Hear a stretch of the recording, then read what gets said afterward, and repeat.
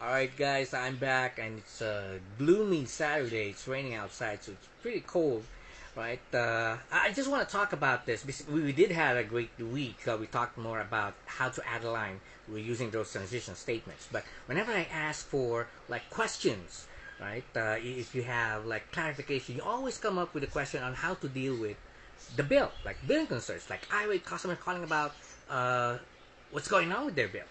Yeah. So let's talk more about that because I know your trainer has talked about what the BED concept is, right? When you're dealing with billing concerns. So for those who doesn't know what BED is, B is for balance, E is for expected amount, D is for the difference, right? So I bet you guys have talked about this. You know what it is and why you should do it that way because technically it's pretty effective if you know how.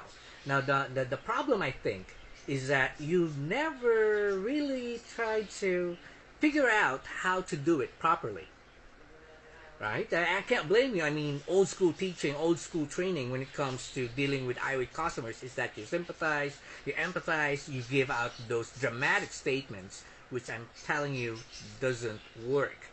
Let me give you an example. Right, customer calls in irate. Yeah, I'm looking at my fucking account right now. Right, this is not what it should be. You messed up my account entirely. What the hell are you guys doing?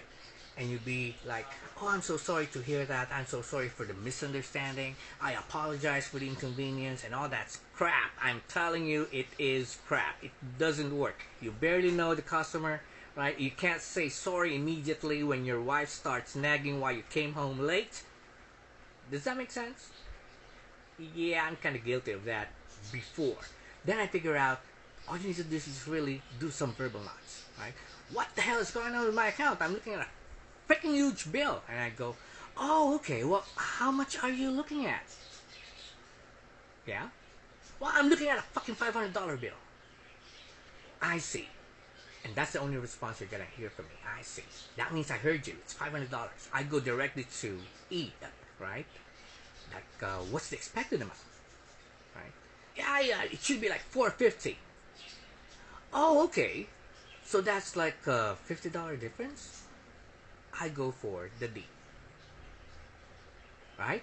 No dramatic scripts, no nothing like that, no apologies, because first thing, it's not my freaking fault. Right? Whatever they're looking at the bill, it's not my fault. My job is to listen, find out what's going on, and probably figure out how to solve it. Does that make sense? So, I'm not trying not to empathize. I just want to be real. People like to talk to people that are real, right? They do not like being patronized. You guys agree with me? See, it really doesn't work. So let's do that again, right? Yeah, I'm looking at a fucking bill right now. So you just messed up my account. What the hell is going on? I do. Oh, what exactly are you looking at? How much are you looking at right now? I'm looking at a $500 bill. Oh, okay. Well, how much are we expecting? Should be like 450. Okay. Well, so that's like a $50 difference, right? Uh-huh. I see.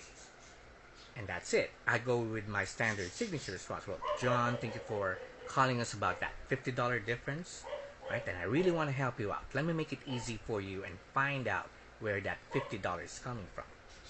Okay? Now, if you notice, how I execute the difference, because the difference is really the difference on the BED, right? You need to emphasize on the difference. Like in this case, it's just $50. Remember, when the customer calls in, the problem that they're talking about in their minds is $500 worth. Does that make sense? Yeah, when they called in, it's not the $50. In their mind, it's the $500. Now, what I'm trying to go for is reduce that big elephant of a problem into a small mouse of a $50 worth. Yeah? So when you execute this, right, the right way is to slow down, pace down, let the $50 difference sink in. Your customer must realize that you're not talking about a $500 problem, but a $50 problem. Does that make sense? So during the course of training, I asked one of you to be irate, and I'm telling you, I just did a BED, short and simple. It works. I want you to practice that at home.